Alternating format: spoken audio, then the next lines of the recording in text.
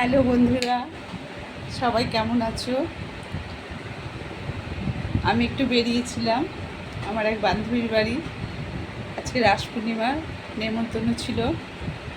তাছাড়া ওদের আজকে নতুন বাড়ি করেছে, আমাকে 2-3 বার ডেকেছিল, আমি যেতে পারিনি, সুযোগ হয়নি।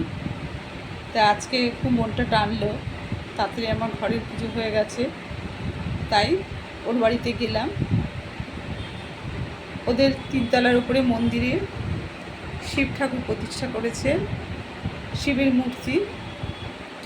আর এর আগে 2বার পুজো হয়েছে, আমারও ঘরে টুকটাক পুজো ছিল বলে আমি আর যেতে পারিনি। তাই ওখান থেকে ফিরলাম। ওখানে ছোট করে একটু ছবি তুলেছি, যেহেতু আমি নতুন, মানে কোথাও গিয়ে সেভাবে ছবি তুলতে আমি ঠিক আর কি স্বাচ্ছন্দ্য বোধ করি না।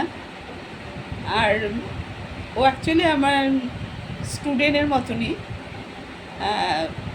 আমি একটা কাজের সঙ্গে যুক্ত আছি, সেখানে ও শেখে আর কি। যাই হোক, সেসব ব্যাপারগুলো পরে বলবো। ওখান থেকে ফিরলাম, দেখলাম না টাইম আছে, তাই তোমাদের একটু বলে নিই, সেই হিসাবে বললাম। শুভরাত্রি, সবাই ভালো থেকো, আবার পরে দেখা হবে। গুড নাইট, রাখছি।